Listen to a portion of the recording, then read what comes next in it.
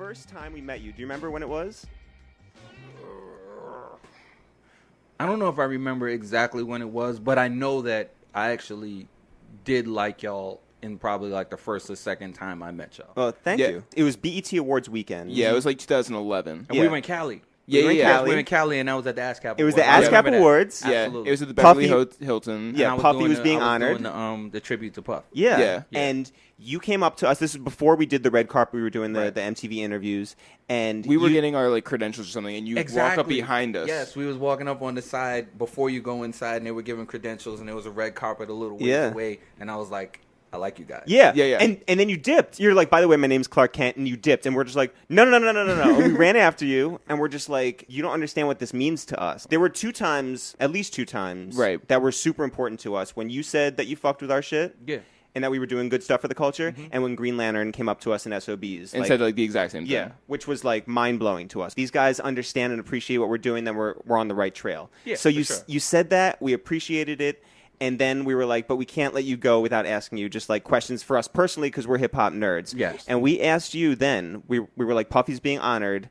Who is your favorite ghostwriter for Puffy? And you go, that's easy. Sauce Money. Yeah. Because he was the only one that Who became him? He Yeah. became Puff. Exactly yeah, right. Like he He made became- Puffy sound like Puffy. Yeah. Right. And you know what it is? It's to me like what I think I might have explained it then, but when you have to write for somebody, you actually have to take that person's thoughts into a chord. Otherwise, it's not going to come out like right. Like so when Jay wrote for Dre, when you listen to it, you were like, I actually believe Dre could have wrote those rhymes. Totally. You know what I'm saying? So when you ghostwrite for somebody, you actually have to think the way that person's going to think and think the limitations of what that person should or shouldn't say. Let's talk about ghostwriting, specifically with what's been going on the last couple weeks. Yeah, but have you heard of anything about ghostwriting? Do you know what ghostwriting is? Absolutely. Okay. See, that's the thing. I do know the definition of ghostwriting. And a lot of people, they might not know the definition of ghostwriting. And that's where, probably the area gets very gray. Okay. Well, you saw it in person. Yeah. Biggie wrote for Kim, Yeah. for example. For example. Yeah. And that was understood. That wasn't Right. necessarily... There's no ghostwriting there. Right. Right. This situation that Meek brought to light about Drake, and not everything is proven, but what we understand is that there are reference tracks written by Quentin Miller, Yeah. rapped by Quentin Miller, And given credit. And There's given- no ghostwriting. right? Now, if you don't give credit, that's a ghostwriter.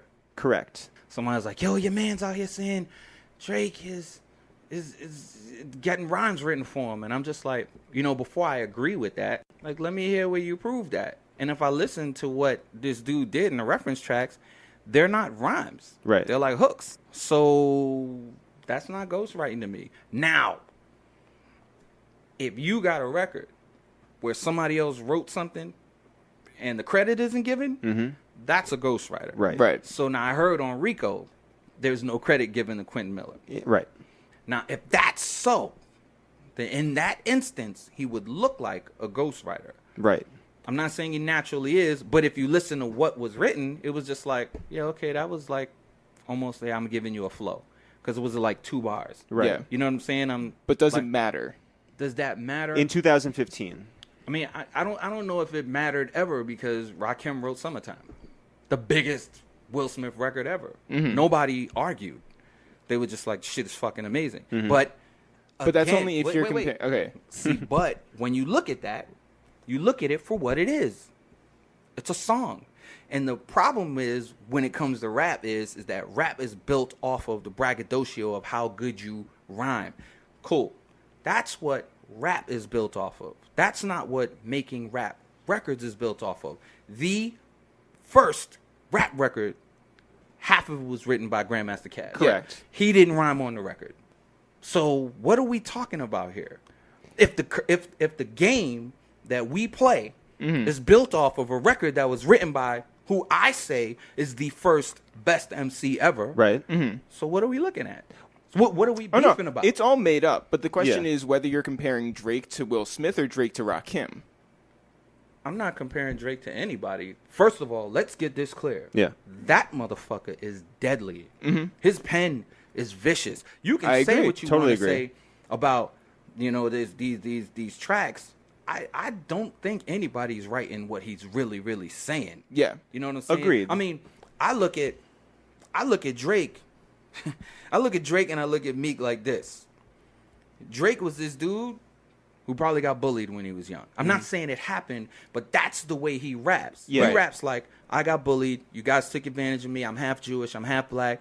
I got web footage of me dancing at my bar mitzvah. Right. Like, it's so much you can say to him that he has to be like 10 times more ready than the average dude. Yeah. Right. Because y'all think he's soft.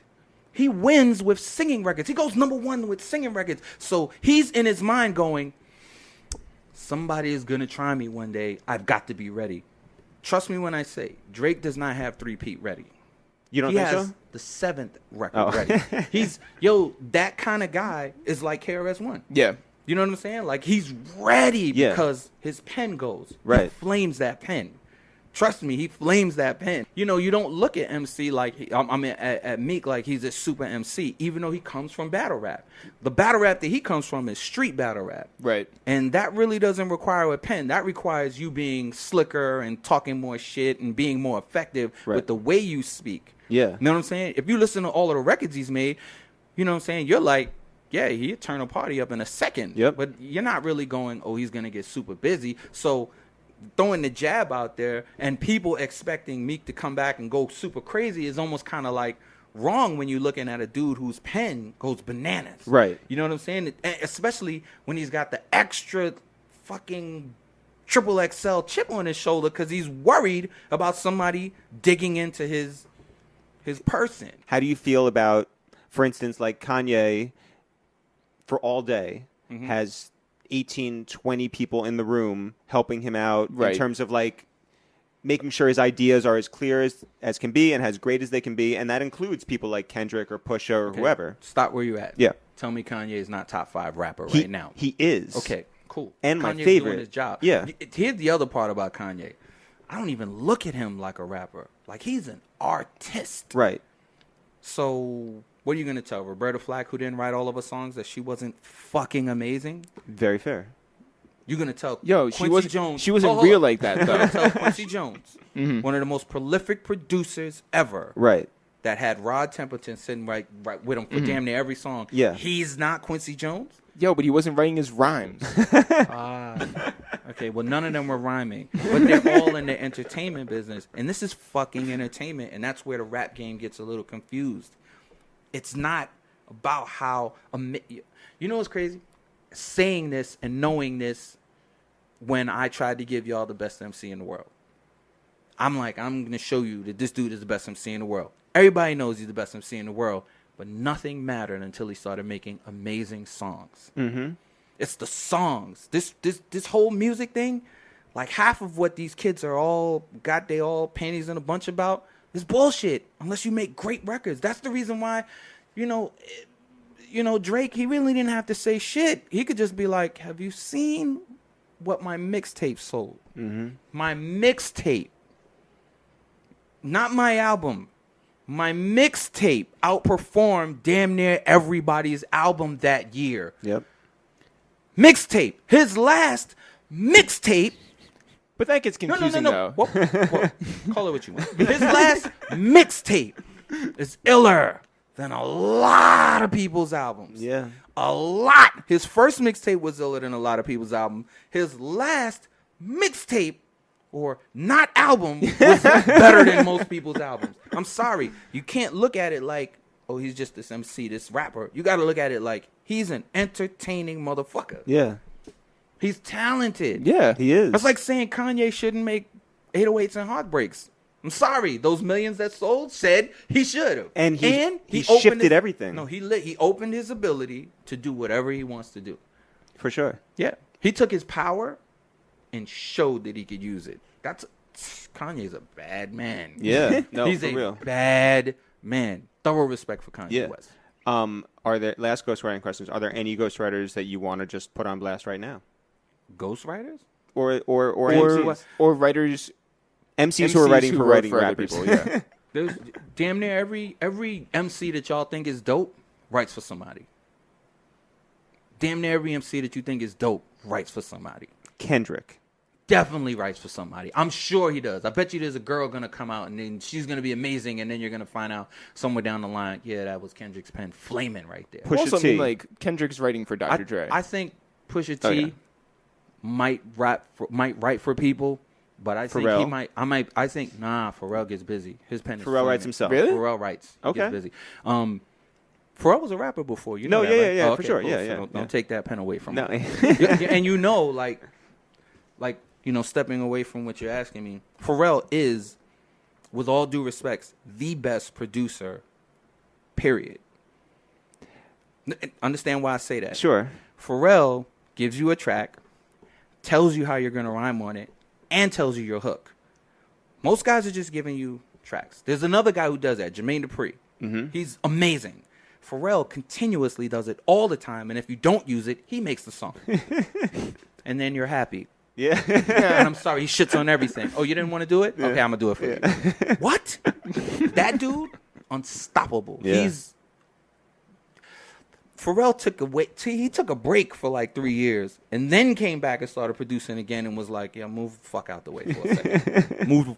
Tell me, besides Jermaine Dupri, I still say Jermaine Dupri might be one of the best ever because Jermaine Dupri bills artists. That's the one thing he does that damn near nobody does. He builds artists like from the ground up. I'm going to show you this is who you're going to be. You're going to dress like this. Mm-hmm. You're going to talk like this. You're going to make this record. This is what it's going to sound like. And this is what's going to happen once you do it. And if you let him, he makes you a superstar. That's called being a serious producer. Now imagine if Puff could make tracks. Yeah, I was going to say, who's going to be iller than Puff? What's Diddy's process like in terms of that? Well, the Diddy I've seen. Right. Like, I've seen so many different avenues of Diddy. Like, if you first, let's get you to understand what producer means. Producer means you see the record come to fruition. Right. Not you made the beat. Because there's people who make beats, and there's people who produce records. You make the record come to fruition. Whether you made the beat or not, you make it come to fruition. So if you walk in and the beat is crazy and you say, big, rhyme on this, move that hi-hat, you're producing. You make that record come to fruition, you're producing. Just because you didn't make a beat doesn't mean you didn't produce a song. Right. He's the director of the film. Yeah, he is the movie maker. Yeah. Yes. Yeah. And I'm sorry, look at how many movies he made. And now you finna get Bad loose. Boys 2. And now you finna get loose. Yeah. Yeah, okay. and he's probably like one of the few guys that I believe that if he just felt like it could just be on and popping again.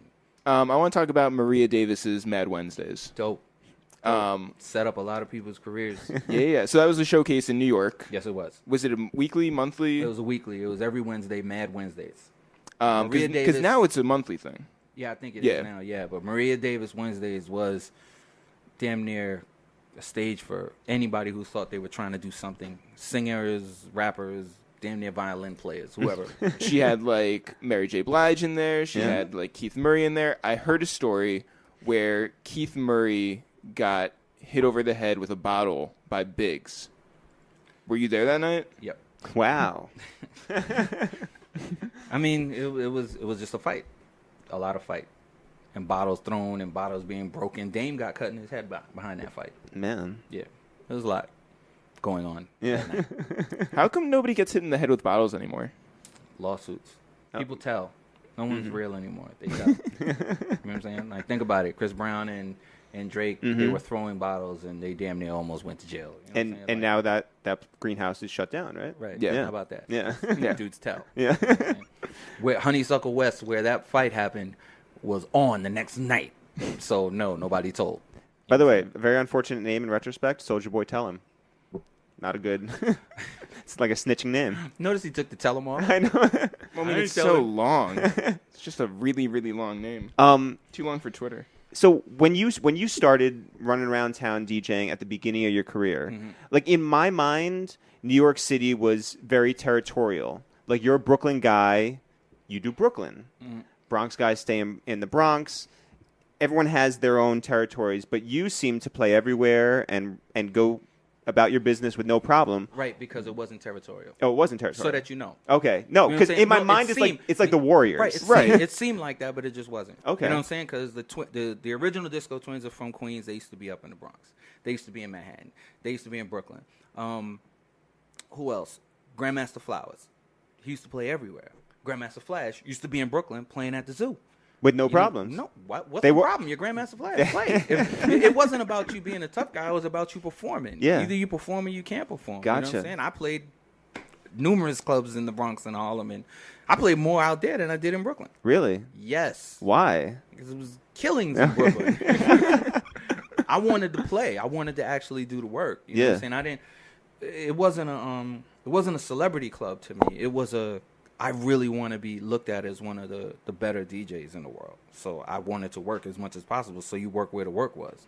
I was in the Fever and in the Harlem World and in the Savoy Manor and in every fucking club you can name. Yeah. At some point, sure. I've moved those wheels. What was the song that got played most, like back to back to back, like in a row at the Tunnel? It might have been the Benjamins or Deja Players Vu. Anthem. Players Anthem was nutty. That was nutty. The funny part is they didn't want to play it at first. Why's that? I don't know. I mean, maybe it might have been a personal thing. They did that. It took Big Cap to play it. You know what I'm saying? We brought it and we got the side eye, and then all of a sudden Cap was like, "Fuck it," and he played it, and motherfuckers were like, "What the fuck is that?" You know what I'm saying? Funny part about that is it's playing, and he keeps playing it, and LL is standing next to me. This is the first night that anybody ever heard the record. We made the record on on Wednesday. Kim got on Thursday. Friday it got mastered. We was in the tunnel. And we're passing the acetate. Like, play the shit. Nah. Play the shit.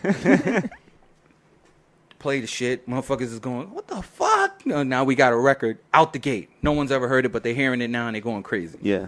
LL standing next to me. Who's my man? Don't get it confused. He was like, yo, Clark, you did that? I was like, yeah. He was like, yo, I need a beat just like that. And I was like, dog, I gave you the shit before I gave it to them. He was like, what? I was like, it's the first song on the silver cassette that I gave you. Sure enough, he calls me a couple of days later. He was like, I missed that? I said, yeah. I said, but it's not your fault that you missed it. And he didn't understand what I meant. And I said, it's not your fault because most people can't hear the song when they hear a track. Yeah. All they hear is the track. That's why so many people end up rhyming on shit. Because they hear themselves rhyming instead of hearing the song. Well, they need Jermaine Dupri to come in and do the song for them. That's right. Or Pharrell to explain exactly what the hook's going to be. Well, the good part about Big was he could hear the song. Like, understand me.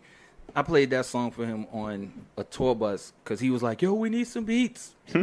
So we went home one weekend and we came back and I just had beats. And he was like, the shit came on and he was like, and I was like, what the fuck is happening? And he was like, yo, we're going to go back home. I was like, what? He was like, grab it, give it. I was like, oh. And I was like, this is it. You know what I'm saying? But 2 songs later, Sky's the Limit plays. And he was like, Clark, I need this. So what? Who's going to rhyme on this? He was like, me. I was like, we're not doing your album right now. He was like, nah, but just hold it. Hold it. And I was just like, fuck. And I'm saying fuck because I gave it to Jay. I gave it to Akinelli. I gave it to Sauce. See, there's a list. There's a list. Like, who gets the records first? Jay, Sauce, then it's whatever. Yeah. You know what I'm saying? The funny part was Players Anthem got given to LL first by accident. So I'm like, he had it. He could have took it. Wait, how was But it by he didn't. accident? Because it was put on a tape, and I saw him. He was like, you ain't got no music on you? And I was like, damn, this is Jay's tape. I was like, well, fuck it. You know what I'm saying? 99% of the time, Jay would be at my house to hear music. So it was like he heard it coming out the drum machine. Yeah. So he'd take what he wants to take when he wants to take it. Yeah. You know what I'm saying? And So- you were trying to put Jay on everything anyway. Absolutely. Yeah. Well, you know, that's who I'm working with. Yeah, of I'm course. Sorry. He gets first dibs. Like I didn't ask him to rap because But for he the was record, cool. he passed on that song. Absolutely. He passed on that. He passed on Sky's the Limit. I mean, did he try he doesn't write, but did he try like rapping to any of these? Jay, he's one of those guys who, well, let me say this. Back then, if he heard it, he's formulating immediately, and he didn't formulate. You know what I'm saying? Nothing came to him, he was like, it just didn't happen. What's left now of Biggie material that we haven't heard? I don't think there's too much of Biggie. I don't think there's too much. There's enough Jay. Yeah? Yeah. Yeah, because even I heard you did a podcast with Combat, and Just Blaze was on it, and just asked you if Greatest MC, he was like, I was like, how the fuck do you know Yeah. about yeah, this yeah. shit? And so then that came out earlier this year. You were just like, how the fuck did you hear that song? And now it's out. And so, and a bunch of 15 songs maybe leaked. It was 10. I think it was from 10. the I don't know, from the demo. I didn't listen to it, but yeah. Yeah, it was various demos. But there's more. And how much do you have? about 30. Wow. But out of pure respect, No, Yeah, of course. I mean, you're just gonna leak them for this podcast, right? No. You have to understand. I believe that what was heard when you know what I'm saying. What was heard was supposed to be heard. Right. You know what I'm saying? Yeah. There's records where he's rhyming with two other MCs as a group. Yeah. And the rhymes are flaming. You're talking about Sauce and Jazz. yeah. Like the hard pack. Yeah. You know what I'm saying? Yeah. And the rhymes are amazing, but it's you'll never get to those songs. But he uses rhymes from those sessions. Not those, some of the songs that people might have heard at some point. You know what I'm saying? But not a lot. There's times, one Christmas I gave him a CD of a bunch of the old songs, and he was like, fuck, I was going crazy. I was like, yes. He was saying some shit. He was like, oh, man, I might have to use some of that. I was like, nah, you ain't going to use none. And he only used one song. He used a song called What's in the Name on a Missy song. Really? Yeah. But the rhymes on What's in the Name were just fucking retarded. Really? Retarded. He used rappers' names to make 3 verses. The shit he was saying was just stupid, and he just did it so it was effortlessly. Everything he did was effortlessly with that pen, or without the pen. Yeah. What did you think of the idea that DMX and Jay and Ja Rule would team up to form a group? At the time, I didn't think it would actually happen, and the reason why I didn't think it would actually happen is because I didn't think there was enough control of the situation. What? I don't think anybody could have controlled the situation. I mean, there could have been a level of control to a point, but then I just think it just would have went awry. And I don't think it would have been productive enough song-wise. It would have been a bunch of hard records, and I don't think there would have been a bunch of great songs. You know what I mean? Yeah. See, that's why Kanye and Jay work so perfectly, because Kanye is about the songs, and Jay is gonna flame that ratchet. Yeah.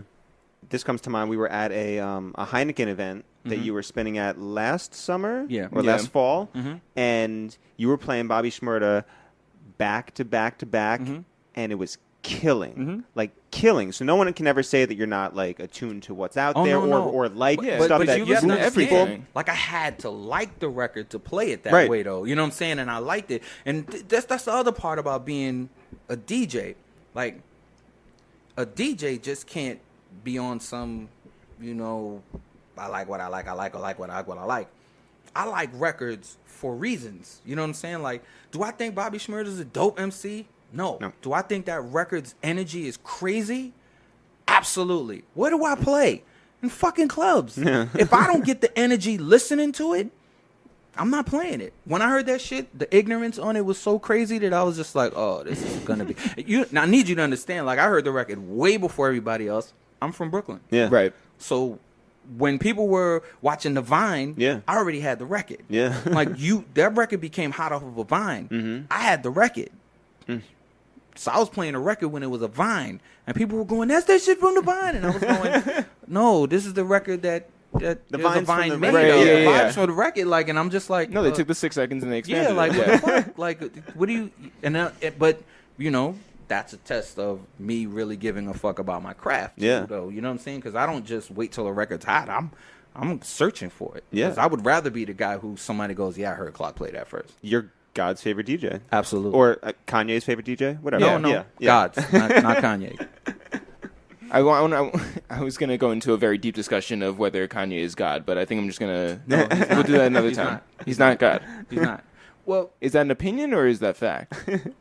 it depends on how you look at things. Okay. You know Is he an what I'm MC or a rapper? He's a rapper who's really being a better MC lately. Because his bars be some shit. I know there's times when people are a little sketchy about him writing or whatever, but I think he raps for real. Yeah. He raps. And he's one of the best. Yeah, I agree. I think he's one of the best. Easily. I want to talk about He talks that talk. He does. Yeah. Yeah. I want Big to talk Sean about... talks that talk, too. He does. Big Sean is nice. He There's is a lot nice. of people in that Well, camp. Pusha. that talk. Oh, Yeah. Yeah. Lord Jesus. Rappers, I'm going to look right into the camera. Mm-hmm. Rappers, do not fuck with Pusha T. He has at least 30 verses for every single one of you and all of y'all in his crew. He has verses for all of you. Trust me, I speak to him regularly. You don't want to do it with Pusha. Leave his name out of all of you rappers' mouth. He is dangerous. That Exodus record was light work. Look, Yeah. fuck any record that he's done. I'm warning you now. We're cool. I'm glad I don't rap. Because if I rapped, I'd have a super chip on my shoulder. I'd talk about everybody. And I would probably not want to really talk too much about Pusha T. Because he's still like an underdog. So his pen is Lord Jesus, leave him alone, man. You rappers don't want to fuck with him. Trust me, everybody backs away from Pusha if you haven't figured that out yet. He say something about you, they be like, nah, it's cool. I don't know if he was talking about me. What did he have to say? He had to say your name for you to know. He damn near described your whole person. Yeah. Do you think that Drake actually was afraid? I don't know if he was afraid. I just knew it wasn't going to be simple. And I think he knew that. Like, you have to understand, what's real is this. He was also super duper Clips fan. Like, he admitted that, like, early. Yeah, like, yeah. you know what I'm saying? Like, yeah, it was I sat around and listened to this shit all the time. Well, I Why? mean, Drake listened to everybody. Nah, but he was a super duper Clips fan. That's common knowledge. Yeah. You know what I'm saying? I think out of pure just understanding that, you know, I'm not gonna say he was scared, but I just thought he was like, nah, that tree is not to be barked up. Because at the same point that happened, he damn near was like, try me, god damn it, try me. See, I think it's just like a timing thing. Like, now that Drake is on, like, top. I don't think he would do it with Pusha still. You don't think so? No, I don't think now. I don't Well, think if- it'd be if- worse now. Yeah. Yeah. If Pusha came at him now, I think Drake would come back. It wouldn't be advantageous. I'm not saying that he's not gonna do something that's gonna be worthy, because that dude is nice.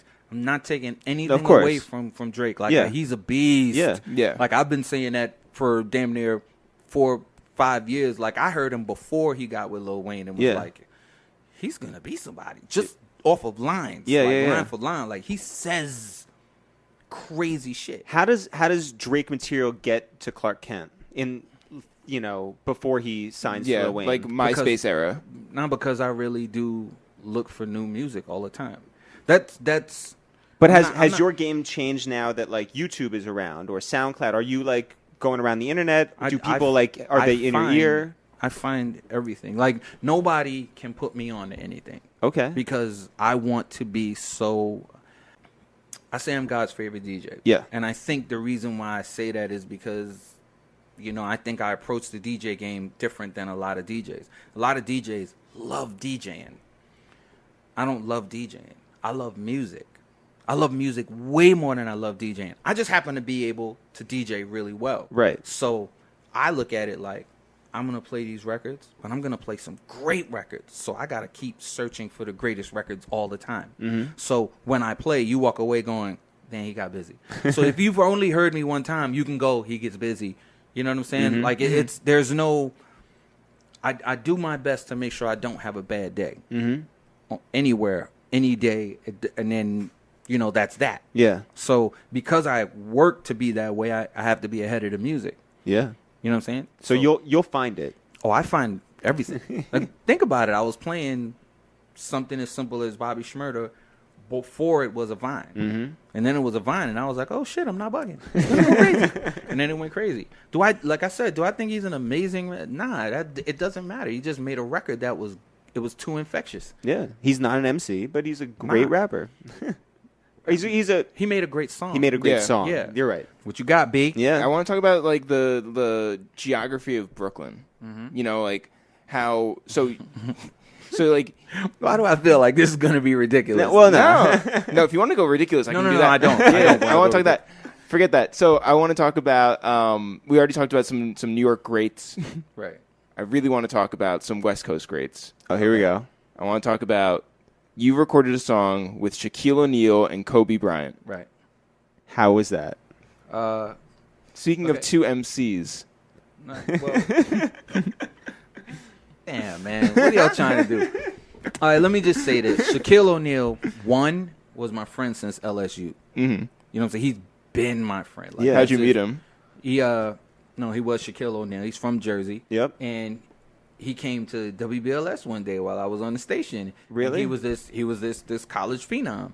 And he comes into the DJ booth while I'm there, and he has this Superman ring that damn near looked like it was made of tin. He was like, and his words exactly, I'm the real Superman. Right? And I was like, yo, dead serious. I was like, you play your ass off, but you ain't the real Superman.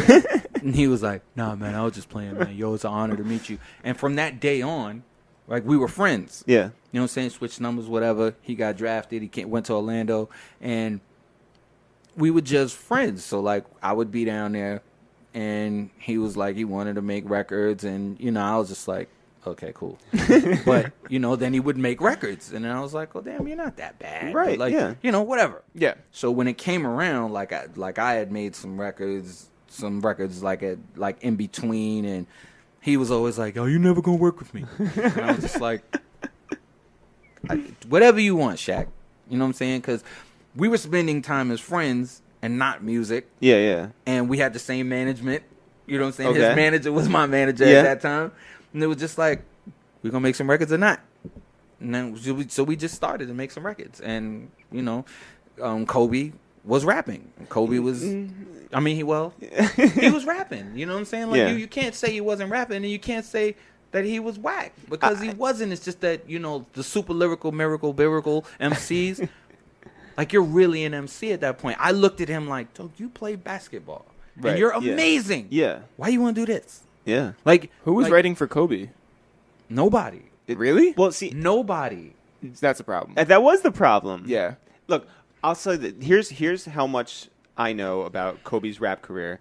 I was interning at a music video company, and Hype shot the video for his song with Tyra. With Tyra, yeah. So I got to sit in there while they edited it. So I heard that one song just a lot, right? Yeah. And Tyra was there, which was the greatest thing ever, Yeah. by the way. Right. And she did tell us, this was right after Kobe met Vanessa on the shoot, and she was like, "This is not gonna work." She told the 3 or 4 of us in the room, and we're just like, "Okay." And then obviously they have their ups and downs. But anyway, heard a lot of that song. That's not a good song.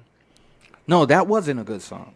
But he had better songs. Okay. It's just that if you're not like a rapper, like if you're a basketball player and you're trying to do the rap thing, it's almost like impossible to come in on some super hard rap shit, super lyrical, gifted rap shit. Right. You know what I'm saying? But he was one of those lyrical miracle rappers. You know what I'm saying? Yeah. Like, that's the style he wanted to make. The song wasn't that style, so it just didn't come off right because that's not who he was. Right. So So you can't really fault him for what you heard. Plus, he just shouldn't have been a rapper. He should have been a basketball player, as we all can see. He's Sure. top 5, top 5, So- top 5. so you got those two on one song. Absolutely. Who was better Who was better? on that song? Probably bar for bar might have been Kobe. Maybe. Really? Wow. Might have been. I mean, if you understood the bars, like he was going for. He was doing rhyming. deep. He was Yeah. trying to rhyme. He for was doing real. Rap Genius. Like, Yeah, I he want was you to trying look it up, rhyme, like, wind look it up back. and see what the fuck I'm talking about rhymes. And it's like, the thing is, you don't look at what he's saying because it's Seriously, Kobe. Yeah. because Right. It's Kobe. You know, I gave you the opportunity. We could have talked about Brooklyn geography, but instead you were like, "Oh, you want to do some funny shit?" Yeah, I'll do some funny shit. No, go ahead. Let's get to Brooklyn geography. We were talking before we started recording about the Locks a little bit. Mm-hmm. When did you first meet those guys? Jazzo introduced me to them. They were the Warlocks. Yeah. I met them in a studio while Jazz was making records on them. And were you like, yo, these guys are nice? Absolutely. Listen, Jazzo showed them to me. Yeah. So, Jazzo, yeah. easily, like, fuck all the crazy shit that happened. Mm-hmm. Easily, one of the best MCs ever. Ever. One more time. Ever. Like, dudes don't rhyme better than Jazzo. Yeah. No. Like, still. Like, if he feels like it, that pen just is stupid. Like, extra, extra, extra stupid. I said he introduced me to the Locks. Yep. But he introduced me to Hov first. Yeah, yeah. So I'm sorry if Good he tells track me- record. if he says, "Yo, come here, this MC," I'm going. You know what I'm saying? I'm gonna go. I'm coming in. Oh, they're in there. Let's hear. You know what I'm saying? And then they were the Locks, and Yeah. the Locks are fucking amazing. And did you know that their sort of route would take them to Bad Boy at that point? No, because I was surely trying to make sure that they came to Motown when I was there. Like I tried to sign Mace. I tried to sign the Locks. I tried to sign Missy Elliott. I Oh. tried to sign Shine. I tried to sign Foxy. So I tried Wait, to sign Jay. Clark Wait. Kent couldn't close. Yeah, no, it's not that. I could close. Yeah, I signed 98 Degrees. Did you really? Yeah, how about that? I mean, Wait. No, but wait. you didn't sign No, the Locks. now No, I no, have no, now I you have have to 98 understand. questions. How did you Wait, hold on. sign Hold on. 98? Think about this. Think about this. I was at Atlantic Records. I was trying to sign Jay. Mm-hmm. They were like, "We don't get it." Okay, well, fuck it. I tried to sign Nas. They were like, "He doesn't have a demo." Oh, okay, fuck it. Tried to sign Akinelli. They were like, "Okay, you can sign Akinelli." And then we lost it to Interscope, which was still signed to Atlantic. So, whatever. I got a whole bunch of questions. Why didn't they trust you? Why didn't they? Also, why didn't Nas? You couldn't get Nas to make a didn't have demo. No, it's not that I couldn't get him to make a demo. It's just that when he came, he was with Akinelli. Yeah. And Ak was like, I was like, this dude is Snuff Jesus. I need him. He was like, yo, Clark, well, that's why we here. And I'm like, okay, cool. Where's the demo? I don't have a demo. Oh. And the window was that short that No, the window was that small because at that time, you don't get a record deal without a demo. And right before that, DOS Effects is signed. So he thought I didn't give him a deal because DOS Effects. I was like, no, you don't have a demo. And I said it in the meeting. I was like, yo, you need a demo. You give me a demo, you're signed. Damn. I believed it. Right. That I would sign him. You know what I'm saying? But no demo. I couldn't sign him. It goes on to do what he's going to do with Lost Professor, and they go to search or whatever. Yep. But Nas. And then after that, I was like, I gotta find Jay. Yeah. I just gotta find him. And I found him and forced him to rap, or should I say, begged him to rap. Yeah. And then put him on every fucking remix I was doing. Motherfuckers gonna know. Yeah. You motherfuckers gonna know. Yeah. And nobody wanted to sign us. They just wouldn't do it. It's crazy. were there No, any? I thought it was probably the most amazing thing that could have happened. No, Don't sure. Give, don't give Yeah. us a fucking deal. I That's think cool. Jay's doing Now we're okay. just gonna put Yeah. a foot on Yeah. your neck. Yeah. So, you know. Are there any remixes that Jay did that did not come out? Nah. Every remix that I did that I put Jay on came out. And at least 5 of them that I did, the rhymes were so good that they took the rhymes and put it back on the original versions. Like, can we borrow those? Put them over on this one too? He was just scorching. What went wrong with the Missy deal? He just didn't see it. The boss didn't see it. Who was the boss? Andre Harrell. Oh. Who? Motown, right, yeah. With all due respects, who is one of the geniuses? Yeah, in the game. Yeah. All of that shit at Uptown is Andre and Puff. Yeah, for sure. So can't take nothing away from him. It's just that I don't think this moment was for him. Like, how do you say, like, no to Jay? Sure. And he said no to Jay because, like, when I didn't get him signed at Atlantic, I was like, fuck it, I quit.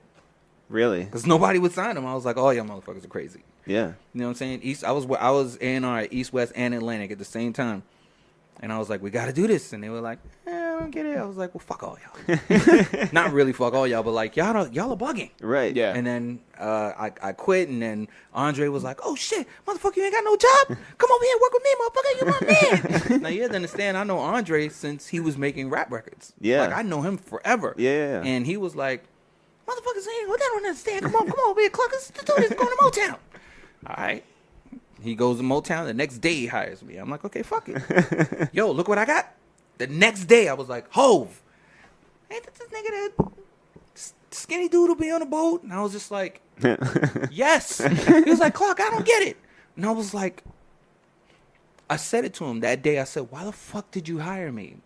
And he was like, Clark, that's not the one. I'm like, nigga, it's the one. Now understand me. A couple of weeks after that, shit starts to go down with Def Jam or whatever, and the song gets on this soundtrack. Ain't no nigga. Mm-hmm. We're at Impact Music Convention.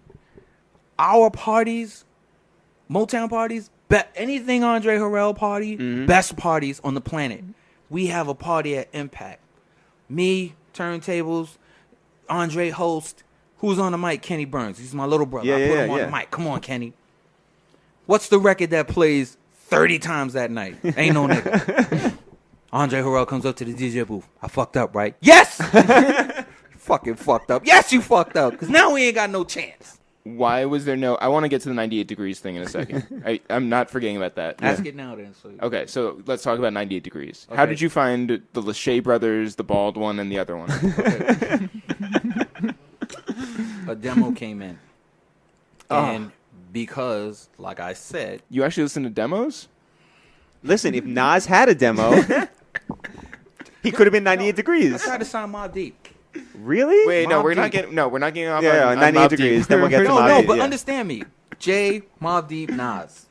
Not bad. What the fuck? Not But like, I'm the guy trying to sign all of them way before everyone else. When there was peer pressuring and they didn't want to be on their label no more, I was like, come with me. We're going to sign you over to Atlantic. Wow, I you're gave like- him Dame as a manager. You know what you are? You're You- Suge wait, Knight. wait, wait. Oh, nah, Wait, nah, there's not so like much. that. Hold on. No. Okay, hold on. Real quick, before we get back to 98 Degrees, and we will get to 98 Degrees, you brought Dame to Jay. Yeah, for sure. I also brought Mobb Deep to Dame. Dame used to manage Mobb Deep. Really? Yes. Dame and a girl named Keisha. Keisha was their original manager. I brought them to Dame and was like, yo, co-manage, like, do it. together. Where's Keisha? I don't know. She became Keisha Cole. Oh, No, she didn't do that. Not at all. You introduced Dame to Jay. Yes. Did you know that Dame would be good for him for a Yes, period of because time? he was relentless. Did you ever think that maybe it could go badly? No, because I had given Dame a record deal for Original Flavor and for the Future Sounds, and his attitude towards doing it was relentless. Like, and it's not even like he had the best artist at that moment. It's just that his attitude towards his artists was, oh, you're just not gonna like sit down. You want everything. So to me, it took somebody with that type of attitude, who also knew the streets, that could, halfway, like, even begin to have the conversation in a respectful manner with someone like Jay. So I was just like, I'm gonna show you an artist you should manage. And I straightforwardly said, he's the best MC in the world. And he was just like, nigga, we got Big L uptown. And I was just like, trust me, he's the best. And he met him, and that was that. But it was Dame's attitude towards the business and doing the business. He just, if he believed, he was gonna go all the way. I think everybody recognizes the genius in Dame, but obviously on a personal level, he can take things a little left and What? and Dame Dash. and get on people's nerves. And if you're working with him on a daily basis, you may not, as Justice talked about, as a lot of guys have talked about. You see the sort of dark side to things. Well, see, here's the thing: the business that Dame was doing, he damn near did all of the business with his crew and with his friends. You know what I'm saying? So it's not like Jay was an artist. Like, they really had to be friends to get to that point. And Dame was my friend first. Mm-hmm. You know what I'm saying? And yeah, we did business on the record making thing, but like, soon as I met Dame, before I gave him a record deal, we did parties together. Like, immediately, we became very, very cool.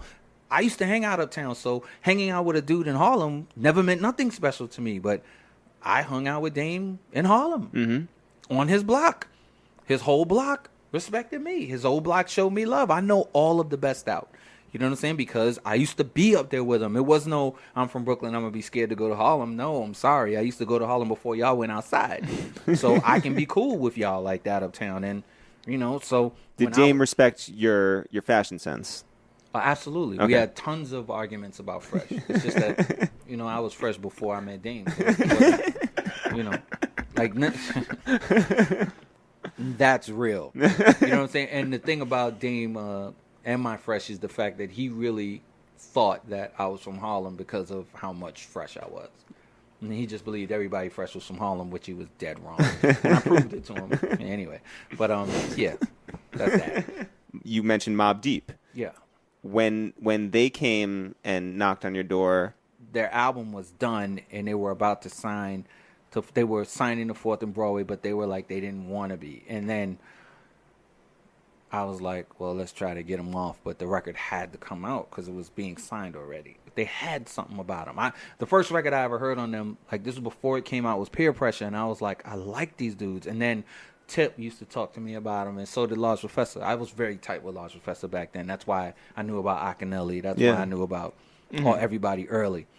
And I used to work in Power Play Studio, too. Yeah. That made it even more simple. Yeah. Paul C was there. Yep. Large Professor was there. Large Professor was there working with Rakim, and it, like I was around and seen it all. So Yeah. I was cool with everybody. So he would tell me, like, nah, these little dudes, little dudes. And so, yeah, so Keisha came and she sat down with us and she was talking, and I was like, yo, you should let Dame help you manage him, and tried to get him off and tried to get him signed, and it just didn't work out. But, like, I knew it, like, when I heard Peer Pressure. This was before they made a record. So let's jump forward a couple years. You're on stage at Summer Jam. Yeah. You were at rehearsals, I'm sure. Absolutely. You knew what was going on. Yeah, I mean, but that was a different time, and there was shots being shot around. Yeah. So it's like, you know, look, I don't care about what happened. You know what I'm saying? The bottom line was I was cool with Mobb Deep. Yeah. Mm-hmm. You know what I'm saying? And that's that. I was cool with Nas. And that's that. But I'm this guy's DJ. Yeah. I'm this guy's producer. And this is my crew. Yeah. So you roll with your crew.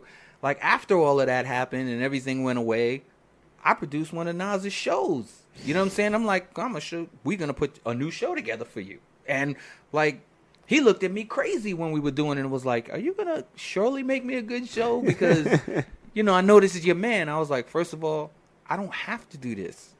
You know what I'm saying? I could still just sit around and do shows with Puff and Jay and just do other stuff. I don't have to make a show with you. Like, really, I just don't. Yeah.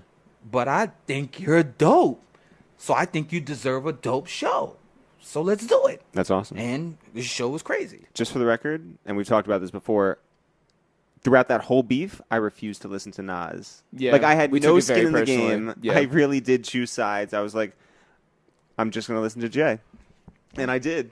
All right, so when you're in rehearsals or Jay's like bringing the idea to you and you're Of putting coordinating, everybody on the Summer Jam screen. yeah, and you're coordinating this and you hear the record, what are you thinking? Like, this has never been done before. And by the way, this is when Hot 97 Summer Jam is scorching hot. This is the event. You have to understand, like, what happened that same day. We brought Michael Jackson out. Yeah. Right, yeah, I know. So, like, you know, like, just knowing that we're bringing Michael Jackson out, it's like what was going to happen before. It didn't even, like, motherfucker, we're going to end all Summer Jams because we're going to bring out Michael Jackson. Like, dudes in the front row that were thugs that would have took your chain were screaming when they saw Michael Jackson. Like bitches. Well, which version? The 8-year-old Prodigy version or the grown-up Michael Jackson? No, the Michael Jackson that was hot at that precise moment. That was Michael Jackson at that precise moment. We brought out Michael Jackson. Yeah. Like, everybody was bugging. Yeah. Like, we were bugging and we knew. You know what I'm saying? Like, How far in advance was that planned? Like, maybe a day. There wasn't too much advance on that because he's Michael Jackson. How you sure you're gonna get Who him? made that phone call, by the way? Hove. Wow. That's a Hove call. Wow. I mean, he had made a record with him. Yeah, but that's Who else is gonna make that call? I'm gonna be like, yo, Mike. Yeah, well, you would call him Mr. Jackson. No, I'd have called him Mike because I knew him and I met him and I've been in studios with him. When Big recorded with him, I was there. Like, so no, it would've you were been good. Mike. And he knew who I was when I was in that studio. So then, session, yes, which you was could have amazing. made That is amazing. You could have made the phone call. Yeah, but I wouldn't have. I'd have been like, what the fuck are you talking about? Like Michael Jackson. Like, see, to me, again, like all I can think is the music. So, and I'm knowing if he's not performing, I don't give a fuck if he's on stage. Yeah. But then once it happened, it was like, oh shit, look at all of the thugs. They're crying. They're crying. They're acting like bitches in the front row. Like everybody, even dudes who was with us was like, oh my God. And I was just like, this shit is crazy. This is just fucking crazy. And then the Summer Jam screen though. Yeah, but that was beforehand. Right. But So it erased it. but I mean, it didn't. But it didn't. did. Yeah. Yeah. That's become like Summer Jam screen has become its own it's a phrase. verb. It's Yeah. crazy. It's a verb. Yeah, It's right. Action. It's an action. Yeah. It's definitely an action. Don't make Yeah. me put you on that Summer Jam screen. Oh, shit, he's Summer Jam screen to me. Yeah, but you know, Nothing can ever touch that. nothing will ever touch it. That's- Even though Drake did the meme shit, Right, but that came from- If there was no Summer Jam screen, there would be no meme. But you know what I do think is fucking amazing? What's that? And especially precisely at this moment, and I mentioned it to somebody, and they were just like, I didn't even look at that shit like that. Drake has his own Summer Jam. Yeah. Yeah. Don't fuck with nobody with No. their own Summer Jam. He was like, oh shit, what happened? Oh wait, oh what? I was waiting for this moment. I'm telling you, he has 7 records ready, man. Yeah. And he has records for all of dudes who's down with him. Yeah. So like he has a record for Russ. He does. He was like, but Ross would never. No, it's not that he would. He's just thinking peripheral. He's like, Wale, Ross, Stally, Gunplay. Y'all got records for all of them. And all of them dudes signed to Dream Chasers. That's the way he's got one for thinking. Pill. Well, listen He's got to one this. for he's got records for dudes who was down. All Yeah. right. Here, how about this? Jeff and I have heard diss records by artists that have never released them. We've heard them. Mm-hmm. What's? Can you say any that you've heard? Okay, there was a record. It never came out because out of respect for the fact that he died. Yeah. Jay did a record going at Pac. But right as it was about to come out, son died. Wow. We performed it though. Yeah. Where'd you perform it? Performed it once, and you have to understand, like the chip on Jay's shoulder is so crazy that it's just like he had to perform it. We was at the Apollo. He was Wow. at the Apollo and he performed it, and it was scathing. Like crowds was like, "Oh shit!" Like it was super hard, Wow. super hard. Like if he was alive, there would have been no coming back. Like nothing. Like going into like super ugly territory. No. This was so tough. Like it to me. It probably was like one of the hardest diss records I've ever heard. It's because we were like, what the fuck we got to do about this with this shit? Why you, you know what I'm saying? And oh boy. When's the last time you heard it? We only heard it maybe like 3 or 4 times. We heard it before when it was made, and then we heard it at the show, and then it went away. Wow.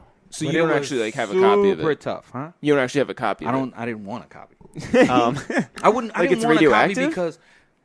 because I know I would have been compelled to figure out how to play it because it was nasty. what did NWA mean to you? They were the shit. They were so anti everything. Like, damn man, I'm old. It makes me this me talking about this is gonna make me feel old. I used to DJ at a I was Dana Dane's DJ. Yeah. Yes. And we DJ'd and we performed in LA a lot. So every time we performed in LA, I made sure I got booked at a club. Mm-hmm. And the club wasn't even like a club. It was a skating rink. It was called World on Wheels. But it was bananas, though. It was bananas. Yeah. So I'm there. I'm playing. Tony G is playing. Tony G is legendary LA DJ, and so I know about Eazy-E early. Everybody in New York was like, "The fuck are you playing?" I'm like, "Man, this motherfucker is killing it." Then NWA, you know, like I mean, understand me, like I'm Dope Man and Boys in the Hood, and those records were on fire. And I'm coming back to New York, and they're going, "We don't play that shit. The fuck is wrong with you?" Like, and what's crazy is, I got people who were important in the music business that would stand here and go, "Clark broke West Coast rap," because I was in clubs out here playing NWA, Eazy-E, fucking Ice-T. Even though Ice-T's from Jersey, I was playing all of that West Coast shit in clubs, and people were going, "What the fuck are you doing?" But I was like, "Nah, B, the records are crazy." You can't tell a motherfucker Dope Man ain't dope. Undeniable. You can't tell somebody, "Now you ought to know by now Easy Does It isn't dope." It's just dope. Yeah. So NWA was like, they were like a gang on records. Yeah. They were like a gang on records who just didn't give a fuck. You know what I'm saying? It just didn't seem like they cared, and they were just like, "We're just gonna talk our shit." And they were like the anti-Public Enemy. You know what I'm saying? Because they were a Public Enemy without being politically conscious, or conscious. They were like being politically, we don't give a fuck. Yeah. And it was just the shit. They were doing what everybody really wanted to do because they didn't have no rules. They wanted to talk about the streets that well, and they just couldn't. And it didn't matter who was a dope MC or not. All that matters was how these records sound. Them records, Jesus. I still tell people NWA, 100 Miles and Running, their first album. What is the name of the first album? NWA is? NWA's first Straight album. Outta Straight Compton? Outta Compton. Yeah. America's Most Wanted. Yep. Yeah. Ice Cube's. Ice Cube is America's Most Wanted. 100 Miles and Running. That's, oh my God, 100 Miles and Running.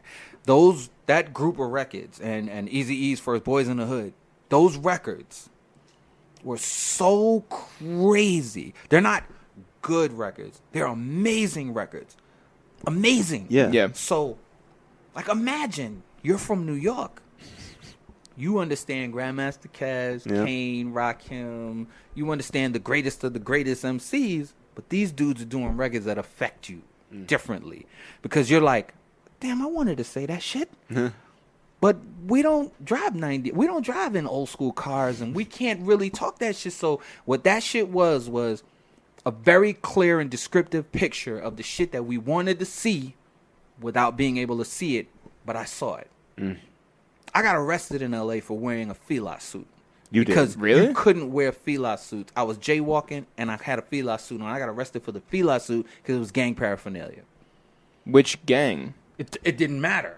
It But I'm was saying, gang like, 'cause it paraphernalia has because it red was and blue blue. and red. Yeah. They were like, "Well, what set you claiming?" I'm from Brooklyn. So you were claiming both. No, I wasn't claiming shit. I just was like, what the fuck are you talking about? And this is like the first time I'm there. I'm like, so from that point on, like, you got, God bless DJ AM. Like, later on in life, AM came to pick me up from a hotel one day because we're boys. Yeah. He comes to pick me up from a hotel one time, and he was in the middle of the street. And he was like, why you walk to the corner? I'm right here. I was like, I'm not fucking getting arrested out here ever again. He was like, what? I was like, yo, before you came here, I got arrested for fucking crossing the street in the middle of the street with a fucking Fila suit on. Have you seen the DJ AM movie? No, I haven't. And we spoke to Alchemist, and he was sort of like on the fence as to whether he wanted to see it. I don't think he did want to see it. Yeah. I'm a little on the fence too because I don't know how they're gonna tell a story about him. Or I don't know what the story. I just know that he was a friend. Yeah. You know what I'm saying? And I would hate to see it not depicted properly because, like, even Stretch is my boy. He was like, yo, I walked out of that shit very sad. Yeah. And I was just like, well, maybe I'm glad I didn't get an invite. Yeah. But then he was like, you didn't get an invite? And I was like, no, I didn't. He was like, that doesn't even make sense. You supposed to. Like, that's your boy. And I'm just, maybe they didn't see it that way. Have you seen the NWA movie? No. Straight Outta Compton. I had tickets to the premiere, but my mom is sick, so I had to take it to the hospital. Gotcha. I was going though. Yeah. It's Best we believe just I saw was- We saw it. It's really, really good. Like it's not like Notorious or like it's really good. It's really good. I'm looking forward to seeing that. They did a really great job. I think why I'm looking forward a little bit more is because I really saw them happen from the beginning. I used to see Dre playing clubs. I saw in the I saw World Dre Class playing- Wrecking Crew. Like I saw Dre playing clubs. I know all of that. Like, Yeah. we go a long way back. I was with Dr. Dre when he met DOC. Wow. I was playing a skating rink in Dallas, and he was performing with Eazy-E. Eazy-E was performing, and he was DJing for Eazy-E, and DOC was in a crew called the Feel Out Fresh Crew. And they had their first record, and they Gang performed- affiliated. Nah, you Fila. yeah, you a clown, man. But he was from Dallas. So Yeah, he was from Dallas, so we're there, and they got introduced on some like, maybe you shouldn't be in this group, Wow. and then we signed him to Atlantic. So I want to. Yeah. I just had a long conversation with Uncle Luke, and he was talking about how he got written out of the history books. He feels like, and I was wondering if you feel the same History way books and of why. rap? Yeah. 100%. If he's not in the history books of rap, he's getting written out the history books. The first real tour that I ever went on, Luke was on the tour. Really? 2 Live Crew, absolutely. 2 Live Crew, Shy-D, Dana Dane, when I was Dana Dane's DJ. It was 2 Live Crew, Shy-D, I think Baby D, and Luke was on that tour. And Wait, it before was you get too amazing. Before you get too into it, yeah, I'm sure. I'm sure you Luke had a lot of club. memories. Yo, Luke had a club in Miami that Yeah. was pure debauchery every time the door opened. Yeah. It was insanity. But that's what made it so like fucking dope. Like, and nothing sounded like anything else. Yeah. He was Down saying- there, it was their music sounded like their music, and the shit didn't sound the same. When you got out of Florida, you ain't hear none of that shit. But me, I'm a jackass. So I was playing all of that crazy shit everywhere that I went because I was like, this shit going crazy in Florida. This Miami music is just crazy. I'm playing that shit. People were looking at me like, you might want to stop playing that. No, just me, Shadi, and these motherfuckers gonna blow up. And he got Biggie to go on one of his tracks. Yeah. Bust a nut. Yeah. Pause. Um, But what's it called? He was saying that everybody from the East Coast did not fuck with him at all. Well, what's everybody? I mean, his everybody You talking about- means does like he mean like everybody. at the time Yeah. when they was first breaking? He was saying if that he was like saying at Fresh the time- Prince wasn't fucking with him. Maybe like not. all But what these I'm people. saying, you're talking about when he was first breaking that. But then you have to understand, like, not It took like a everybody- generation. He said. The music didn't get out of Florida. Mm-hmm. You know what I'm saying? So when it started to, it was just like, oh, we were bugging. We didn't pay attention to this shit because the music wasn't as much music as it was a thing. You know what I'm saying? Like, it just not. You just didn't hear the music. You saw the whole thing. You saw a dude on stage with 20 strippers. Like, what do you mean? Like, that doesn't even make sense. Like, how did you get them on stage? How are they taking their clothes off? How is all of this shit happening? What the fuck is going on? And whether you liked it or not, if you saw it, you were a fan. And that's just what happened. Like, people were fans of the Luke show. And you couldn't go to Florida and book a show and not have Luke. He killed it. It wasn't even Luke. It was the 2 Live Crew, and Luke was just the label. He was the money. do you get Christmas cards from the Carter Knowles? From the, who? From Jay-Z and Beyonce? No. No.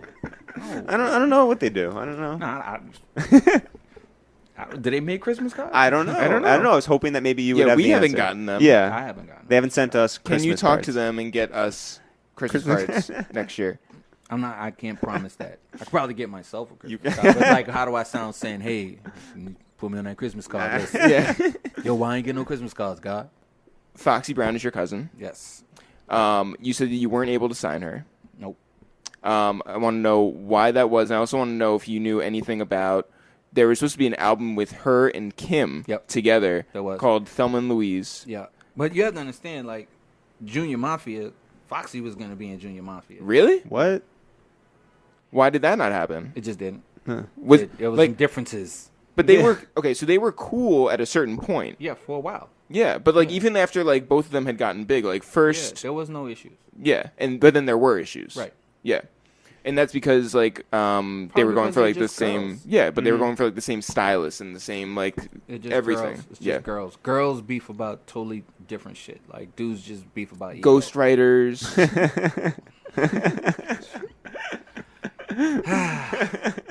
If you look on the credits, you'll see there's no ghostwriting.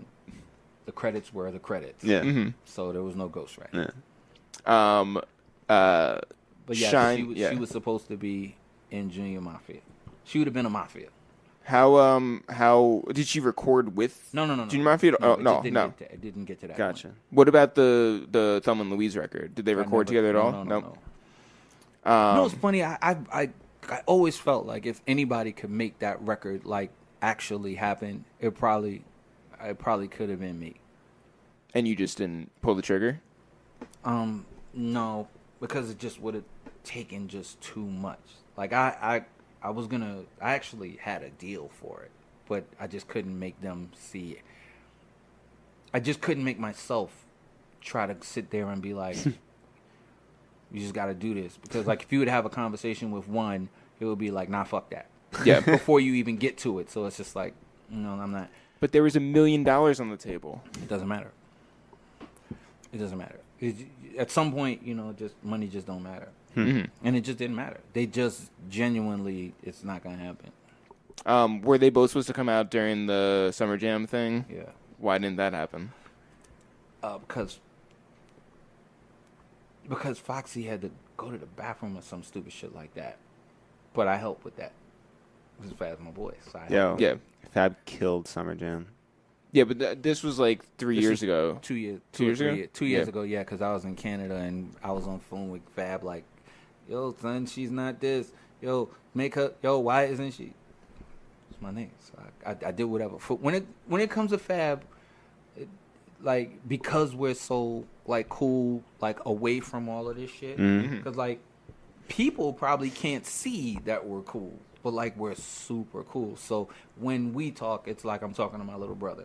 So like it's whatever for Fab. So when he was like he had this idea, I'm like, well, I'm just gonna help you. Let's figure it out. So the fact that they were even in the same building and it was going to happen was kind of crazy. It's just that something happened with the timing and she wasn't next to the stage. Yeah.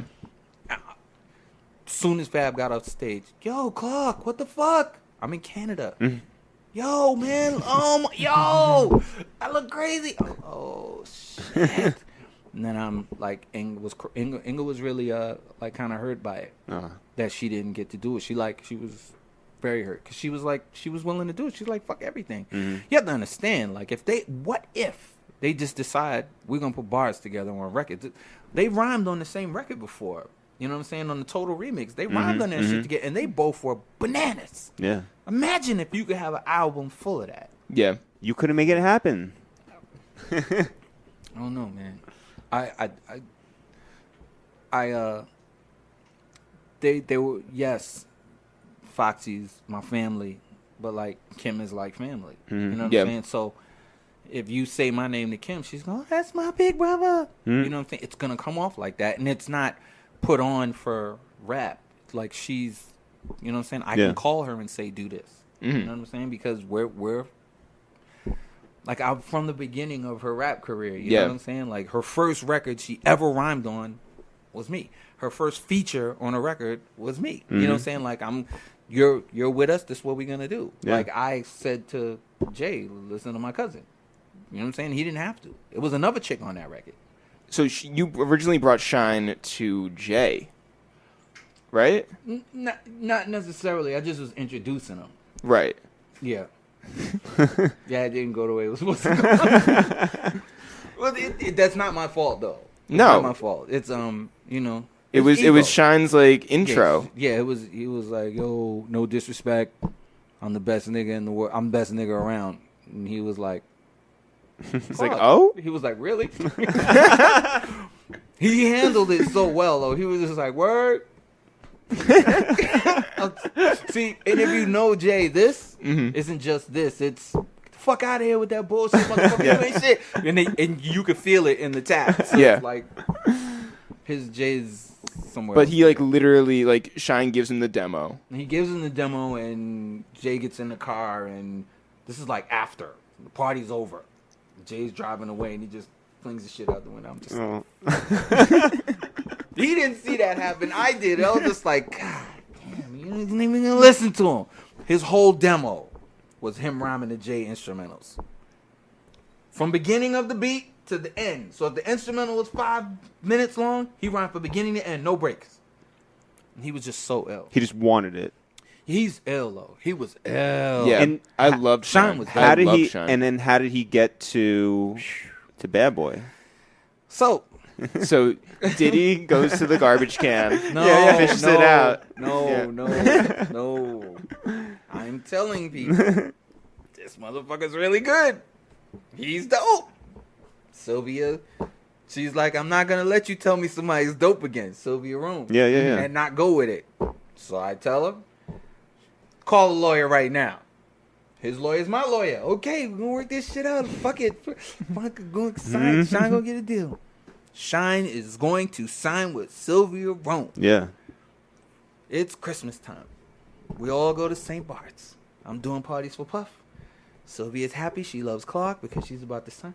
Sylvia gets a little too happy. My man Clark gave me some shit. I'm going to fuck your shit up this year, Puff. The fuck she got? The fuck you gave her? Stop, man. I don't know what she's talking about. Find Clark's lawyer. Fuck these motherfuckers got. What the fuck? Why I can't make a bid? Why I can't make a bid? And the lawyer got it to him, and when lo and behold we get back and he's signing them, I was just like, Sylvia, Yo. why?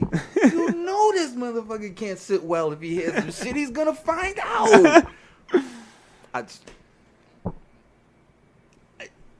You know, whatever. Yeah, What whatever Puff wants, happened. Puff gets. Apparently. Yeah. Yeah, I mean, well, at that point, it's hard to say, I'm Puff Daddy, I'm going to sign you the record deal. Oh, I'm Sylvia Rone, I'm going to sign you a record deal. Puff Daddy at that moment was Puff Daddy. Yeah. Right. Like, you're going to go. Even if it gives you $2 million less, you're going to be like, that's Puff Daddy. I'm going with you. I'm going with him. It just was going to work out that way. So it is what it is. Man. I do. That was a tough one. Because I was like, Sylvia, you didn't take Hov. Take this. Oh, this motherfucker's bad. Now, Sylvia did end up signing Missy Elliott. Yes. Yeah. Busta Rhymes, all kinds of motherfuckers. No, but you didn't have Missy anything to Elliott. do. No, I Yeah, have nothing to do with Busta I'm just going for the ones that. Yeah, she signed Missy Elliott, and I would sit in the A&R meetings and be like, no, what's crazy is we were paying her to write songs. Yeah, why not? Like we're already paying her. Like she wants a record deal. Give it to her. Even if she doesn't work out. She's an amazing writer. So Keep her for the writer. just as we found out, a lot of things in the music industry are sort of backwards. And What? Our music industry? No, but wait. Look yeah. at Kanye. Yeah. Oh yeah, Kanye had produced a bunch of records before they were like, they didn't want to sign him. No, and even when they did, they were just like, all right, Yeah, we'll like just pipe put like down. Cam Yeah. on every song, and that'll be fine. Pull out. We're Yeah. gonna give you a record deal, so you don't go nowhere else with all that hot music. Yeah. And then they was like, he was just like, fuck it, I got a deal. I'm gonna show y'all. yeah, And then you were like, oh shit, he's serious. yeah, He's really good. really What you good. gonna do? He rhymed through his His wire mouth. Yeah. That was fucking crazy. Yeah, That was crazy. I was like, I like this dude. yeah. I still, I don't know what other people think, but every time I hear "Can't Tell Me Nothing," to me that's Kanye's moment. That's when I'm just like, no one can tell me somebody wrote that. Right. That's all Kanye did. He's talking too much on that for it not to be. And to Yeah. me, if you run into trouble with that guy is gonna come get you. Yeah. That guy on Can't Tell Me Nothing, he's the one you're going to end up battling. He's gonna smash your camera. Yeah, like, that guy is the guy who's going to battle you. Not Yeah. the 808 Heartbreaks, not the anybody else, not the all day nigga. No, the dude on Can't Tell Me Nothing, he going to come get your ass. But remember, like he was battling Common Yeah, he was doing all kinds of shit. years ago. But it wasn't really battling. No. Motherfucker fuck with the Kanye at this moment, That's the Kanye they gonna get. Yeah. I don't think he's ready though, like everybody else is. But if you really fuck with Kanye enough, like that's the Kanye that's gonna come get you. That can't tell me nothing, Kanye, man. That's a moment. 98 Degrees. How did they come across your desk? The streets are I don't asking. think the streets are asking shit. But you are. I'm just gonna say, I got a demo, and like I clearly said from the beginning, I listen to everything. So it came on my desk, and I listened. And I was like, oh shit, these dudes can sing their ass off. So I called up the dude who managed them. Dude who managed them used to manage LL Cool J. I was like, yo, these motherfuckers are dope. What? Oh, Johnny Wright? No, I don't know. Paris Dijon. Okay. So I'm like, yo, who the fuck are these dudes? He was like, I'm going to just bring them. And I'm like, okay. I'm like, fuck, we have Motown. 5 minutes later. No. I'm like, I got another boys to come in. I'm done. Like, I'm a shit on the game. Wait, you thought that they were black? I didn't know what the fuck they were. I just knew that they were amazing. If you heard the demo, you'd be like, oh, these motherfuckers are amazing. You would think you had another boys to men. You know why? I'm at Motown. Who's bringing white boys? Who is bringing white boys is right. Yeah. Yeah. But they didn't bring white boys. It just got sent. So I listened. And I didn't know what it was. And Paris Dijon brings them from wherever the fuck they were. And I was like, yo, who these dudes? He's like, this is 98 Degrees. I was like, no, fuck no. And then they stood there and did an a cappella. And I was like, oh, shit. What were they wearing? I don't fucking remember. Not. You're a guy who knows everything about clothes. Yeah, but like obviously it wasn't enough for me to remember. It wasn't Fila jumpsuits. No, it wasn't. Yeah, I was asking if they were in a gang. No, they weren't in a gang. No. The gang of 98 Degrees. Yeah. But I heard them, and I was just like, fuck. Now I'm conflicted now because they're amazing in front of me. They're amazing on the tape, and I'm working Motown Records. Right. Probably the blackest of all black labels. But then I start doing my remembrance. Wait a minute, Rare Earth, white boy group, signed to Motown. Yep. I'm calling Andre. Yeah. Now I got something to back me up to call him. Yeah. Yo, come fucking listen to this shit. He comes in the room, telling you I got it. He's like, fuck are these dudes? Like straightforwardly, who the fuck are these dudes? Just listen.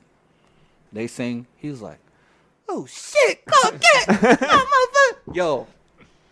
They left and he was like, how the fuck you gonna do four white boys on Motown? I was like, Rare Earth was on Motown. He was just like, he's like, my nigga, if you could make a record on, he's like, my nigga, if you could make a record on these motherfuckers, we good. I was like, I have to sign them. I have to, because they can sing their ass off. And all I really care about is talent. Yeah. If you got talent, we gonna find the songs. Yeah. Mm-hmm. I swear to God, I signed them the day after Invisible Man song came on my desk. I was like, where the fuck did this come from? And there was these two dudes out in Canada. So I was like, look, I need to record this song. Can you send me all the files on it? He sent me 3 ADATs, and I gave it to the group. I said, record this song. Shit came back, and I was like, Andre, this is the first song. And he was just like, what the oh my God, shit is beautiful. I was like, yes. I'm going to go fucking gold with this record right now. They had a budget. At that time, in the span of time that Andre was at Motown Records, that's the only album that came out under budget. Wow. The only album. Like everything else went over budget except this one album. They didn't just like make up a bunch of shit, just like throw it on top. No. It was the only album that came out under budget, and it was a smash. Amazing. Wow. Yeah, but they were all like, what the thing was around the game was, you signed a white boy group. Like, how did you sign a white boy group? And my answer will always be, I just look for the talent. Mm-hmm. I don't look for affiliation. I don't look for who you're down with. I don't look for who produces you. All I care about is the talent. If you got talent, I'm going to find a song. And the song was undeniable. I want to know if you have any good 50 Cent stories, because you produced Fuck You. Yes, I did. Okay, here's... I've known 50 for a really long time, like way before anything. Like when he first got down with Jam Master Jay, I already knew him. We're cool as shit too. Mm-hmm. I'm up at Bearsville Studio recording Slick Rick's album because I when he came home from jail, I did his album. Whoa! And in the other room was Trackmasters. Yeah. And, you know, we're friends. Yep. Like, so we're always back and forth. Mm-hmm. I go in there and, like, I see 50 and we talking. He's got the chain with the quarters in it. I'm like, it's my man. with the 50-cent pieces in it. I'm like, it's my man. How you know 50? I'm like, I know 50 before y'all. Yeah. What you talking about? Yeah. Anyway, there's some records playing. Nobody says who they are. And I'm like, the fuck, y'all producing Mace? And 50 got mad as shit. He was like, I fucking told y'all, man. I fucking told y'all. Because he sounded, they had him sounding like Mace. Mm-hmm. And he sounded like Mace. And I was like, nigga, that ain't the way you rap. And he was like, I told y'all. And days later, Flatline, How to Rob, all kinds of shit. I was just like, that, like days later? Because I was back in New York. And I went into the studio to do something for Charlie Baltimore. I was doing Charlie Baltimore's record. And in the next room, 50's there.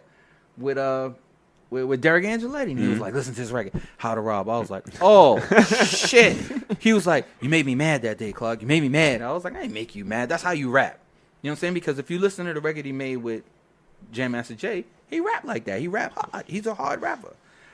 So How to Rob comes out, everybody goes bananas, and I'm just like, I knew that. But the day we was in the studio, he was mad as shit. Like, you motherfuckers gonna be done. I was just like, I didn't even know that was you, bro. So don't take take offense to it. He was like, I told you, motherfuckers. Sure enough, man. And so that was funny to me because I was like, that don't sound like you, bro. And I just was like, that ain't you. I had a couple of my peoples with me. They was like, that's not the dude that you told. That's not the 50 from. And I'm like, no, it's not. I don't get it. But sure enough, days later, How to Rob, Flatline, and a couple other joints, like, immediately. Yeah. It's like he just immediately became the person he is. Amazing. Because he was always that person. One other thing, I just want to talk about Joe Hooker. Hold on. Damn, Joe Hooker. Where the fuck you get that from? You guys are foul. 50, right? The Fuck You song. Yeah. The Fuck You song, the original version is Sauce Money. Oh, yeah. Spade, a kid named Joel Marquis, and 50 was going to do one verse. Right? It was for an album I was doing for Virgin Records. 50 comes to the studio and goes, yo, fuck that, let me go first. I'm like, okay. Now, this is after I got 3 verses already. And the shit's hard as shit. Sauce Money killed the record. He gets on the record. His verse is crazy. Oh, dog, it's 50. Nah, let it keep going. Fuck you mean keep going? Like, 1 verse. 2 more verses. I was just like, what the fuck, B? He was like, nah, you gotta let me have this shit. Nah, B. Nah, son, this for this album. It's gonna be this. Nah, Clark, you gotta let me have. Nah, man. Well, let me have a tape. All right. Fuck, you got a tape. We never spoke about the shit being on any mixtape. He puts the shit on the mixtape, label gets mad at me. I thought you said this was our record. And where's the other guys on it? I said, the motherfucker just took the record, put it on himself. So, fuck my album. Yeah. Like, I was just like, I'm not doing my album no more. I was like, I can't believe. And sure enough, he, like if you've ever watched anything that they did talking about his career, like, Sean Money could tell you, when Clark did the Fuck You record, motherfuckers wanted to sign him. And I was just like, that's funny because it was true. Like, that Fuck You song made everybody go, we'll sign that. So, like, I helped. Yeah. But I just thought, there's 2 sides to me at 50. I thought he was making good songs. That How to Rob shit, it was a good song. But he was also really cool. We were cool. Yeah. You know what I'm saying? Like, I've known him forever. Like, I knew him since he was little. With Yeah. all the gangsters that he ran around, I knew him. I grew up with them. Mm-hmm. So, like, I knew him. So when he made the record, I was just like, dog, you calling these 2 dudes who are my friends pussy. You can't do that. He was like, nah, Clark. This shit got me mad. And I was just like, dog, you... So when he walked out the studio, I was like, look. He did this record. He's mad at y'all. And he said this. I just want you to know. It's not like I condoned it, but it was like part of the verse and it just flowed. They were just like, nah, Clark, it's all good. What we gonna do? It was like I called Tone and Poke because they're my homies too. Yeah, I was just yeah. like, look, I'm just keeping it funky. This is what happened. And it took a while for the song to get out, but then when it got out, it was like, oh, shit. So it wasn't like this big commercial record, but it was this record that made people go, hey. Yeah. Yeah. Hey. You know what I'm saying? So Dino from Universal was like, Clark, what the fuck was that? And I was just like, what? He was like, I'm signing this motherfucker. Go for it. So Joe Hooker. So let's Yeah. just take people through the lineage here. Andre Harrell, Yep. Sean Combs, Mhm. Joe Hooker, Well, also known as Harv Pierre. yeah. What's your relationship with either Joe Hooker or Harv Pierre? How y'all know about that? We know. We just Do you know what his rap name was? No, I can name some other people who rapped. Quan Prather rapped. Mm-hmm. KP. KP. Mhm. Dungeon Family. Yep. Andre Harrell rapped. Yeah. I'm trying to think who else. I don't know. Do you know that he was in a rap group with a guy named Dave and Nosh? They were all in one rap group. Harv I used to was? produce them. What?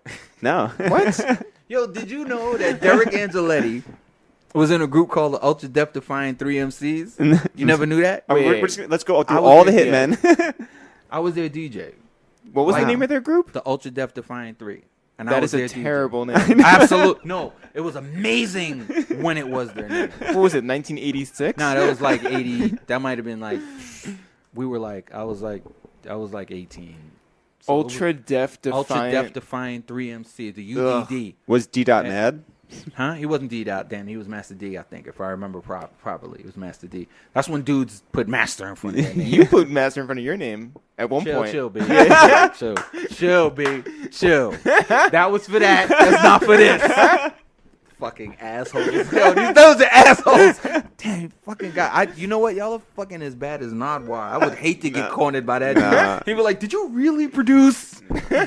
You're like, damn, dog. How you know that? Nardwar, where the fuck does he get his facts from? We heard that he gets it from family members, Yeah. and people flip.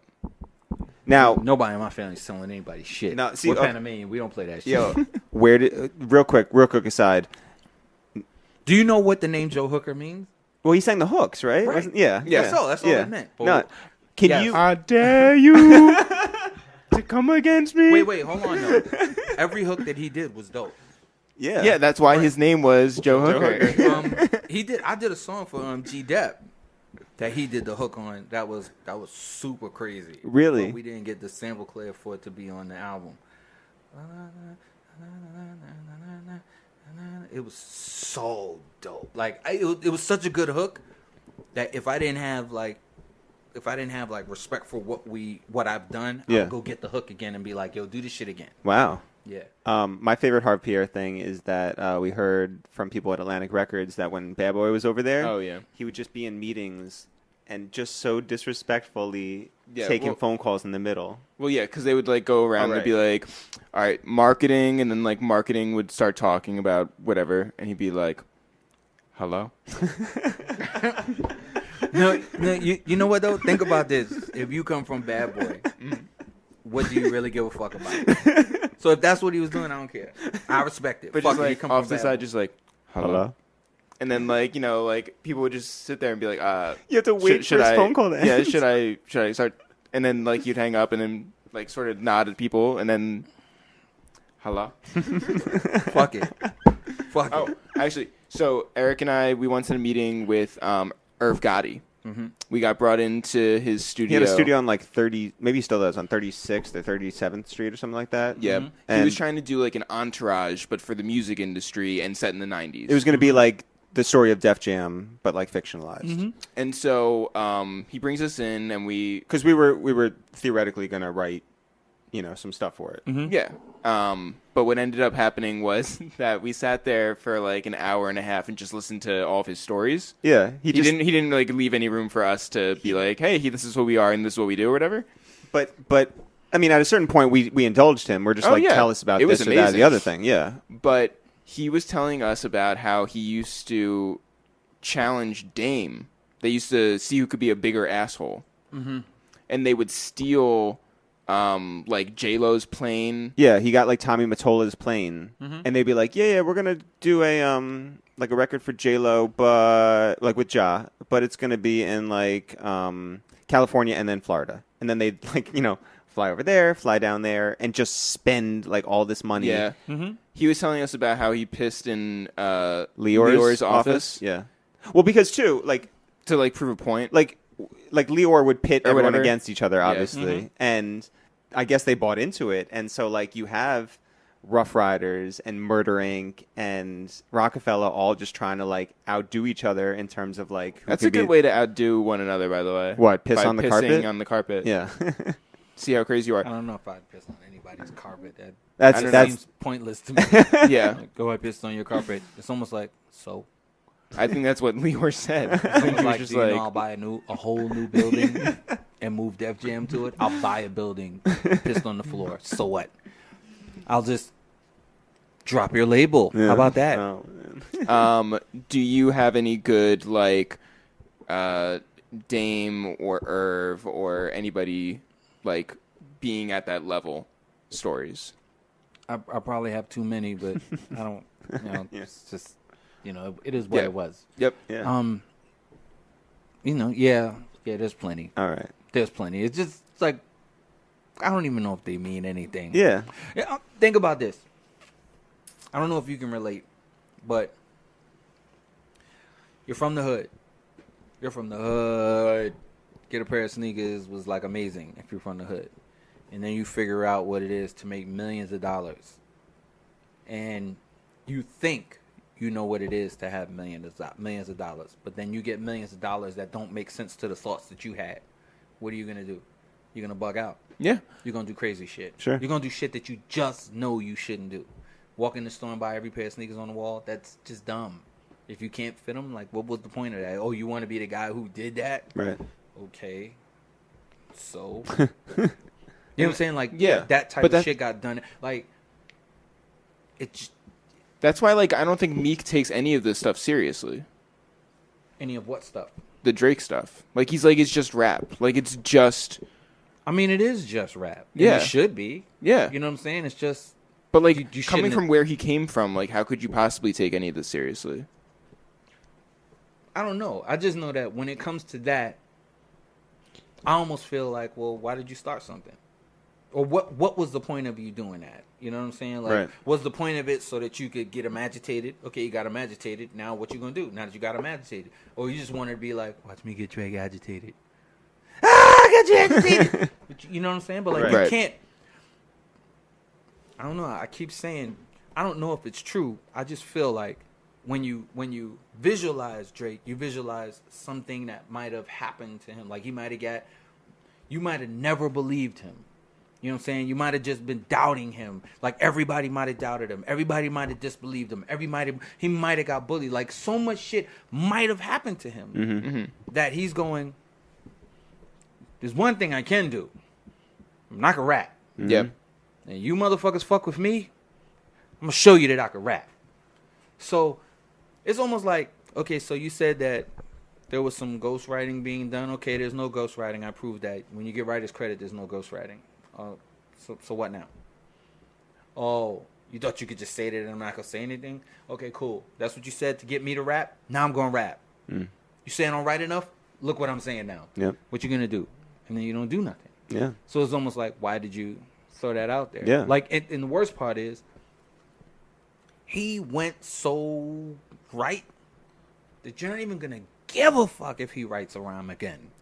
You're just gonna be like, shit, his record is amazing, B. Fuck it. He ain't write that shit. I don't give a fuck. His back-to-back song kills in the club. But even more so, Hotline Bling. And Hotline Bling. Hotline Bling here's is the so thing. big. Put out good music. Yeah, look, I believe in this shit wholeheartedly. Great records. That's all that matters. Yeah. I don't care how good you are lyrically. I don't care how ill you are with the pen. To me, that's the sport of it. Yep. The bottom line is, yes, you could be the best MC in the world. If you don't make a great record, if you aren't there being the greatest rapper, doesn't fucking matter. Right? It doesn't. It just doesn't. Look how long K-Dot was rhyming Yeah. before you got Kendrick Lamar Yeah. Yeah. making amazing songs. Like, like, let's just keep it funky. Like, I can take you to a motherfucker who can't write rhymes, but makes amazing songs. Mm-hmm. What you gonna do? Because The rap thing. I keep hearing people saying, "Yo, hip hop is fucked up because of this shit." I'm like, no, hip hop's not fucked up because hip hop isn't the music. Hip hop is the music that rap lives in. Rap represents the culture of hip hop. Hip hop is a culture. It's not music. It's not breakdancing. It's not graffiti. Right. It's the culture that these things live in and that represent the culture that it is. Right. Hip hop is just a way of life. Yeah. Our music is rap. So your music has to be good. Otherwise, you make the culture look fucked up, but you don't fuck up the culture. You fuck up rap. You know what I'm saying? So what do you want? You want great records or you... So when people be like, that's not real hip-hop, I'm like, what the fuck is real hip-hop music? There's no such thing. Yeah. There's no hip-hop music. Hip-hop is the whole culture. Yeah. Rap is the music that lives within the culture. So you want great rap records. Make some. Don't tell me that ain't real hip-hop. Or when you hear somebody make a record, like Bobby Shmurda, they won't call that real hip-hop. I'm like, well, what do you call real hip-hop? Somebody with a backpack? That's not hip-hop. That's still rap. It's just not great rap. Right. You know what I'm saying? It's not the most appealing rap. It's still rap. Right. Hip-hop is not the music. Hip-hop is the entire culture. That's like saying 120 isn't Islam. It's not. Islam is a culture. 120 is the rules that live within. Anyway. You're speaking math. Yeah, talk math. Yeah, Yeah. I'm going to step back from that. Clark Yeah. Kent. We're not on like 125th right Yeah. now. We're on a little further south. Thank you for coming to the Upper West Side. Yeah. It was really, really cool to be here. This is amazing. I'm Eric. I'm Jeff. I'm God's favorite. Yeah.